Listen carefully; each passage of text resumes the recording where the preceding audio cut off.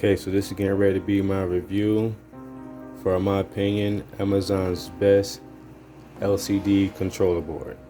This is going to be my second time using this. I use these for my Arcade1UP mods.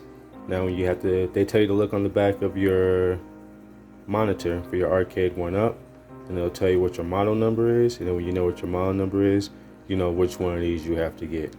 I can say that majority of these newer ones work for majority of the Arcade1UPs, but I will still tell you to go on ahead and check your model number and check compatibility just to triple check. And if you ever need to know which model number it is that you have, you're going to notice it right there. That's going to be the model number to the actual screen that you currently have inside of your Arcade1UP. You'll notice that these are 17-inch monitors right here. If you want, you can upgrade this all the way up to, I believe, is it a 21-inch monitor, 20-inch monitor? One of those two. But either or, you can upgrade your monitor also, and this is also going to be how you can do that if that's what you want to do. But I will still tell you to go on ahead and check your model number and check compatibility just to triple check. And not only do they work for Arcade1UPs, you can also buy these for computer monitors and any other kind of LCD board that you're dealing with. Just check your model number, and then you can actually change out your computer monitor to do other different things if you're ever interested in creating you a little project at the house. We're going to review this one real quick. I'm going to show you everything that she comes with and how you can hook them up. Off the package, that's everything right there. I'm going to set it down. No, let's read the caution. What's it say for caution? Electrical sensitive devices. Alright, that's cool. My last one didn't say that. Just wanted to look at that real quick before we pop this open.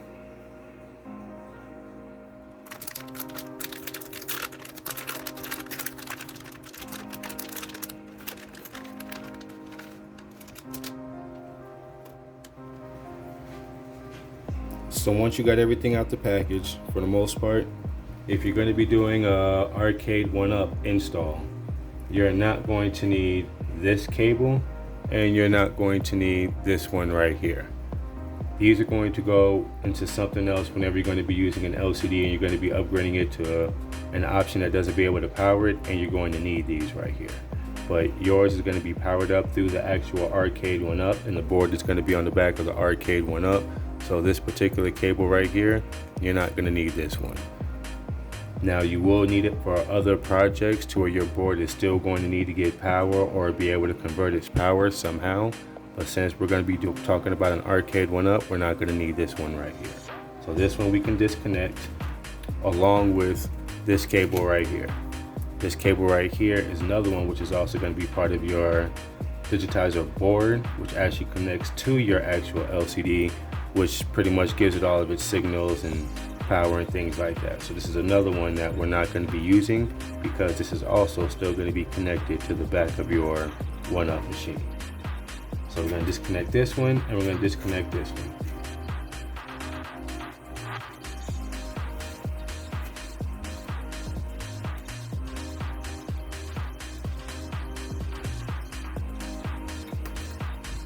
Girls on there a little stiff. So again, this one's going to go to the side, and we're going to put this one to the side. This right here is going to be your options board or your setting board. It's going to give you your menu, volume up, volume down, input selection, power on and off. And this is where it's going to give you your extra connections on the back of your board. So now you're going to have DVI input, you're going to have a VGA input, and you're now also going to have an HDMI input. So this is what's getting ready to go into the back of your board. It's also going to have its own power. It's also going to have a mic and I believe a headphone jack. Well, a headphone jack and I believe a mic. I'm not sure exactly what the other one is, so don't quote me on that one just yet. Not a mic, I'm sorry, but audio input for your VGA and your DVI. Because your VGA and your DVI normally don't carry audio input. So if you ever connect something to your DVI or your VGA, you're going to need to use your mic input, your audio input, so those two video signals will still have audio in. and the other one's going to be your audio out. There you go. I apologize about that. So now that we got all those taken out, what we're getting ready to do now is go plug this up to a back of an Arcade1UP machine. So once you have everything out, this is going to be the back of the LCD monitor, the back of your Arcade1UP screen. But the next thing that we're getting ready to do is make sure that this is unplugged. You already know it's unplugged from the unit, but we're going to take this off. And this is your actual console, believe it or not, for your Arcade1UP. The other thing that's under your board is just your controls. This is getting ready to be an IDE cable, and your IDE cable is going to plug up into your controls and into your actual console, which is located right here. So the next thing we're getting ready to do is just going ahead and unscrew this. 2 screws on the side, be gentle, because you gotta remember that there is a screen on the other side.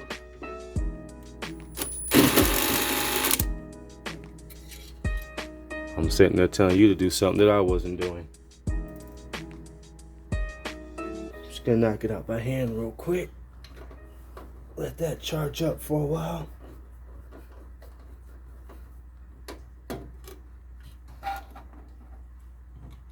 Got my screwdriver. And that's getting ready to be your actual motherboard for your Arcade1UP right there. That's where all your games are located at. That's where your OS, which is normally a build of many things. They used to use main, FBA, but there's no telling exactly which emulator they're using right now, or at least not for us. But the next thing you're going to want to do now is disconnect this, which is getting ready to be your ground cable. This right here is what powers your actual LCD. And this right here, I believe, is getting ready to be where our controller slot can go. But we're getting ready to disconnect those cables now and go from there.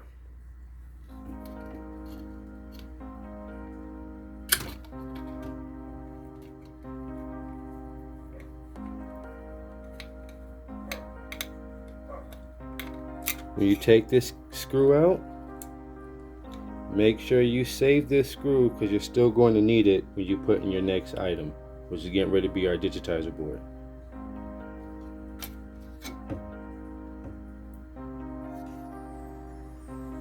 Take this screw to the front, push it in right there, and we're going to screw it back down with the little nut that we got behind it. If I can see and find it, right here.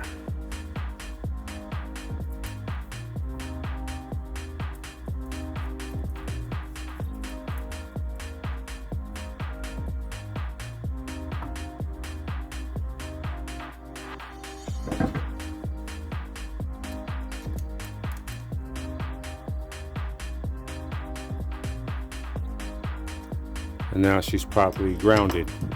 Next thing we want to do is, you're going to see this power connector right here. Before you plug it in, make sure that these red wires right here are to the left of the unit, because this will go in either way and you don't want to fry your board. So before you plug it in, make sure that these red wires that's going to be actually on your controller that's going to your LCD is going to be to the left. I'm going to take that next. Slide her in. If I can see, because I can't see.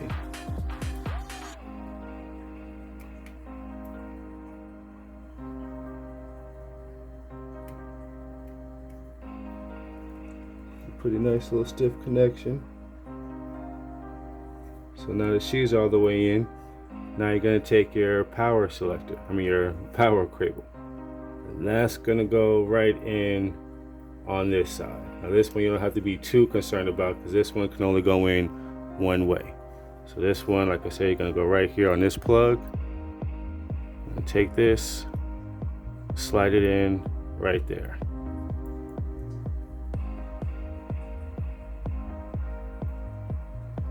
And once you got all that done, you want to mount this somewhere to your board on the inside. So again, we're going to show you that in a minute. I'm going to slip in that little picture, and we're going to go ahead and mount this right here. But while I'm talking, I got everything in my hand. The good thing about this little setup is that it takes the actual same power cable which is, I believe, 12 volts. Let me go ahead and, don't quote me on that, but it takes the same power connection that your Arcade1UP takes. So you plug that in right here, and now you're going to be getting power to the board and through everything in your unit. And we're going to go ahead and mount this up too. I'll show you all that in the picture. And then you're going to take your, because I'm doing a Pandora mod, so I'm going to take my HDMI cable now, and I'm going to slap it in right here through the back. And so now everything is actually plugged up, hooked up, and ready to go. And again, this is a 3-minute mod, 4-minute mod, anybody can do it. So if you have an Arcade1UP, or if you're lucky enough to grab one, and you're not happy enough with the games that's inside of it, and you want to change it into anything else, all you need is one of these boards right here. They're going to run you anywhere from $20 to $30, depending on where you go. I'm going to put the link in the description on my particular one. And you can do this right here, and you can change your actual arcade into multiple different things. So this is going to be our LCD controller. A link above on how to install this for the one that I have. It's going to be somewhere on your screen right now, but that should be the link for exact directions on how to install this, which one to get. I may even have a link in the description below also to that, but this is what you're going to actually need, and this is what it's going to look like when it's connected. I should be able to throw in a picture of here when it's actually mounted and when I'm done with it, but this cable right here that's going to the top may or may not be long enough depending on which version Arcade1UP you have. Most people can go on ahead and mount it down here, and that's the safest spot, because you can't mount this anywhere to the actual board, because if you wind up doing that, what's going to happen is you're going to short out the whole board, the LCD or both. So I'm just showing you what it's going to look like real quick when you connect it up. The HDMI cable that we threw down the bottom is going to be right here. This is going to be the power cable for your Arcade1UP, and this right here is where you can actually push your menu button, input selection, and also now you have an actual on and off button for your Arcade1UP screen. So with all that being said, it also gives you a microphone in, and that's for your VGA and your DVI inputs, or audio in. That's going to give you an audio out. So it all depends on what kind of configurations you want to do, or however you want to do your mods. But this is going to be the board you're going to need right here. They run on Amazon anywhere from $20 to maybe $30, and pretty much basic right here. I'll just slip in a picture of what it looks like when everything's in and mounted. So now that you have that connected, we should have everything ready to go. And let's go to the front, hook everything up, and let's see what she looks like. So now that we finally got everything hooked up and ready, we're going to turn her on, cross our fingers, see if she works. There we go. It's going to cycle through whichever mode that we have it set on, so we can try and go ahead and locate the best resolution possible. Went on ahead and stopped at 1280 by 720. This is a 1080p TV, but that's where it stopped at.